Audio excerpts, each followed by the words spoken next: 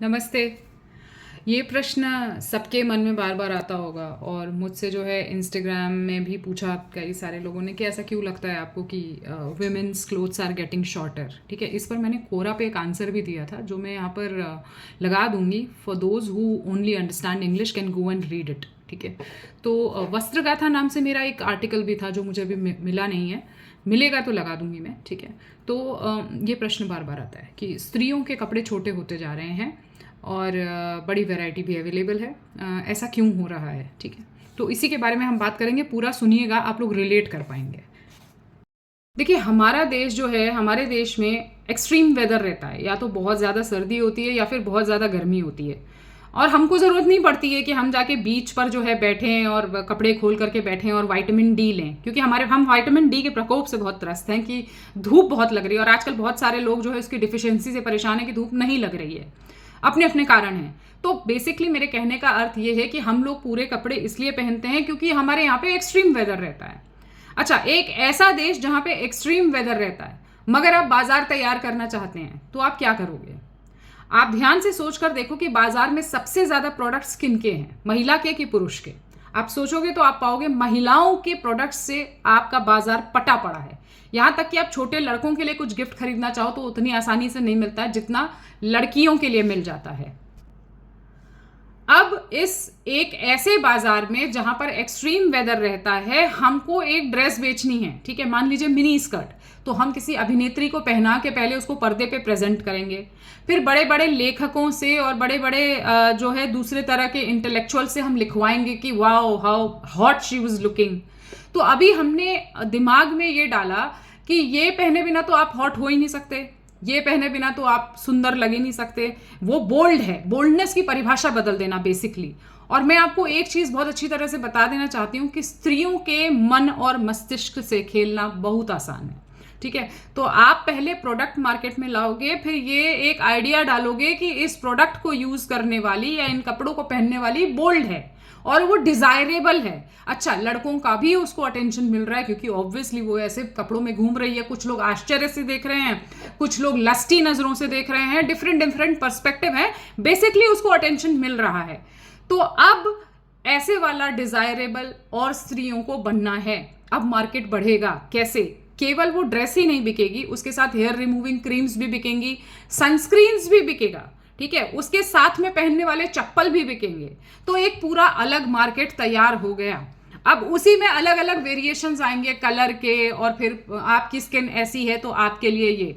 अब आप देखो, आज से 2 पीढ़ी पहले जो हमारे मदर्स या दादी थी, जब वो तैयार होती थी तो उनको 2 से 3 प्रोडक्ट की जरूरत पड़ती थी, बिंदी, क्रीम और लिपस्टिक और काजल। अब वही लड़कियां 4-4 परत लगा रही हैं और वो फिर भी सुंदर नहीं हो पा रही हैं, ब्लेमिशेस करेक्टर और ये वो।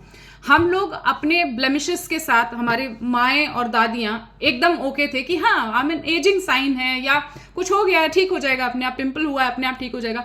मगर अब उन सब का बाजार आपके सामने अवेलेबल है और आप यूज कर रहे हैं। अंडर आई के लिए अलग क्रीम है, आईब्रोज के लिए कुछ और है, और फिर कान के लिए कुछ और है, एक हाथ के लिए कुछ और है, दूसरे हाथ के लिए कुछ और है। तो ये सारे जो ट्रेंड्स हैं, ये सब लड़कियों को टारगेट करके बनाए जाते हैं और फिर इनको जोड़ा जाता है फेमिनिज्म से। If you are not using this, you are not independent enough, you are not bold enough, you are not strong enough. आपका बोल्ड और स्ट्रांग होना इसमें नहीं है कि आप परिवार को लेकर के चल रही हैं या परिवार के लिए कुछ कर रही हैं या अपनी फैमिली के लिए जो है आपने बहुत बड़ा कुछ कर दिखाया। नहीं, आप बोल्ड तब हैं जब आप ये पर्टिकुलर ड्रेस पहन लेती हैं या पर्टिकुलर मेकअप करती हैं। ओ यू लुक सो डिफरेंट, आप तो लगती ही नहीं कि आप 2 बच्चों की माँ हैं। बहुत सारे पिक्चर्स में मुझे भी ऐसे वाली चीज़ मिल जाती है तो मैं हंसती हूँ कि हाँ you know this is how they are targeting you. तो आपको उससे बचना है, बेसिकली उसमें जाना नहीं है। तो व्हाट दे डिड इज, उन्होंने लड़कियों के यहाँ से खेला, उनके मन से खेला, मस्तिष्क से खेला। तो अब एक मार्केट सेट हो गया कि अब ये पहनोगी तो फिर ये पहनोगी, फिर ये ट्रीटमेंट लेना पड़ेगा, फिर अच्छा आपका हाथ का रंग काला है, फेस का थोड़ा कम काला है, तो हाथ को गोरा करने के लिए कुछ और प्रोडक्ट आएगा मार्केट में। तो ये सारा जो है प्रोडक्ट्स का खेल था, जिसमें लड़कियों को ये विश्वास दिलाया गया कि अगर आप ढकी हुई रहेंगी तो आप डिजायरेबल नहीं हो पाएंगी, आप फैशनेबल नहीं हैं, आप ट्रेंडी नहीं हैं।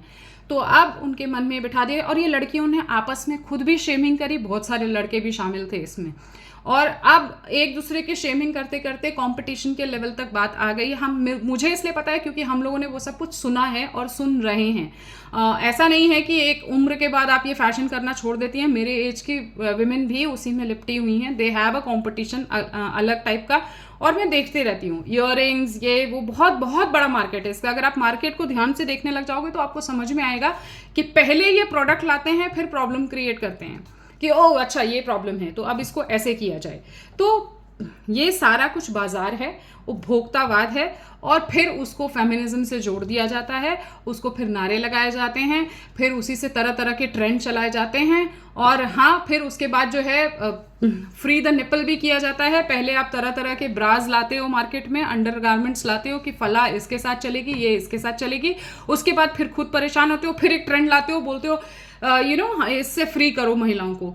तो किसने बांधा था आपको? पहली बात तो इनसे प्रश्न ये पूछना चाहिए, आप खुद बंधी थी, आप एक दूसरे को बांध रही थी बोल बोल के। आप ये नहीं कह रही थी कि इसकी क्या जरूरत है, आप कह रही थी नहीं इसकी तो जरूरत है। So this is how the competition starts. एक ने इतना किया है, दूसरा उतना करेगा। बल्कि हम जिनको देख कर सीखे हैं ना, अगर आप आज से अभी स्क्रॉल करिएगा, आज से 10 साल पहले का अवार्ड फंक्शन देख लोगे, फिल्म अवार्ड फंक्शन या कोई फिल्मी पार्टी देख लोगे, ये सेम मेरे एज की हीरोइन 40+ वाली जो अभी छोटे छोटे कपड़ों में घूम रही हैं, ये सब कवर्ड थी, ये सब सलवार कमीज में आती थी। तो ये रीसेंट फेनोमेनन है। पहले कुछ मुट्ठी भर थी, अब सभी हैं। Everyone wants to look like them, और उसी में ये कंपटीशन करते करते हम आज यहाँ आ गए हैं कि समझ में ही नहीं आ रहा कि क्या हो रहा है। ऐसा नहीं है कि लड़कों के कपड़ों के साथ प्रयोग नहीं हो रहा, पर बहुत कम हो रहा है। लड़कियों का छोटे स्कर्ट में ऑफिस में आना, कॉर्पोरेट्स की बात कर रही हूँ, इज एक्सेप्टेड। लेकिन वहीं पर लड़का अगर शॉर्ट्स में आता है, इट इज़ नॉट एक्सेप्टेड। ठीक है, वो फॉर्मल में नहीं आता है। तो ये डिफरेंस हमेशा रहेगा। 2 बटन्स ओपन करना लड़कियों का एक्सेप्टेड। उसके बाद क्योंकि वो ये भी कहेंगी my eyes are up here, उनके साथ एक आंदोलन चल रहा है ना। लड़कों का अगर ऑफिस में 2 यहाँ से बटन खुला हुआ रहेगा, मैं खुद कई बार टोक देती हूँ ट्रेनिंग्स के दौरान कि प्लीज़ ये बंद करिए। तो ये सारी चीज़ें जो है वो बहुत ही इंटर रिलेटेड हैं। अगर आप ध्यान से देखोगे तो आपको समझ में आएगा कि स्त्रियों के साथ एक आंदोलन इसलिए जुड़ा क्योंकि वो आपकी उपभोक्ता हैं। अच्छा हाँ, उसी के साथ ये भी जुड़ा हुआ है कि अगर अब मैं फला चीज़ नहीं खरीद पाई तो ओहो, अब तो मुझे और ज़्यादा काम करना पड़ेगा, मुझे फला जॉब लेनी पड़ेगी, डबल जो है शिफ्ट करना पड़ेगा ताकि मैं इस चीज़ को अचीव कर सकूं। तो इसी तरह अभी जो है घूमने वाला मार्केट भी हो गया है। लोग घूमने जाते हैं और फिर पिक्चर्स शेयर करते हैं, दैट इज़ अनदर कॉम्पिटिशन।